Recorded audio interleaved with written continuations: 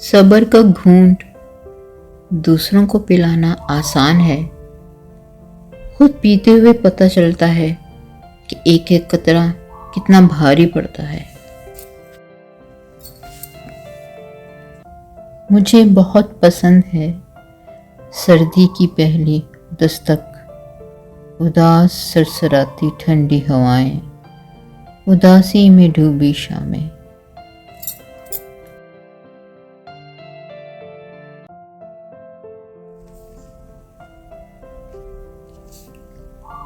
جب کبھی تمہیں لگے تم بہت تھک چکے ہو اور دعا بھی نہیں مانگ سکتے، خالی ہاتھ پھیلا دیا کرو۔ تمہارے پھیلے ہوئے ہاتھ اس بات کی گواہی ہوں گے کہ تم رب کائنات کے محتاج ہو، اور میرا رب تو خاموشیوں کو بھی جانتا ہے۔ جب ساتھ دینے والا مشکلات پیدا کرنے لگے تو تنہائیاں ہی بہتر ہیں۔ باتوں کی میٹھاس اندر کا بھید نہیں کھولتی۔ مور کو دیکھ کر کون کہہ سکتا ہے کہ یہ سانپ کھاتا ہوگا؟ مرد کی ذات تو بت پرست ہے، کئی چھوٹے بڑے بت نکلتے ہیں اس کے دل میں سے۔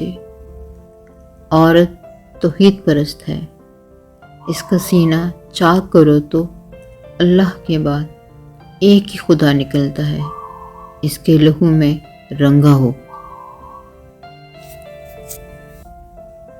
منافق لوگ دھکا دے کر نہیں، سہارا دے کر گراتے ہیں۔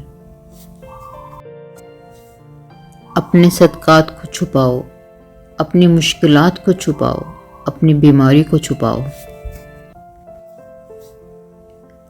کبھی ماں باپ کی یاد آئے تو بہن بھائی مل کر بیٹھا کرو، کسی کے چہرے پہ ماں مسکراتی نظر آئے گی تو کسی کی لہجے پر باپ۔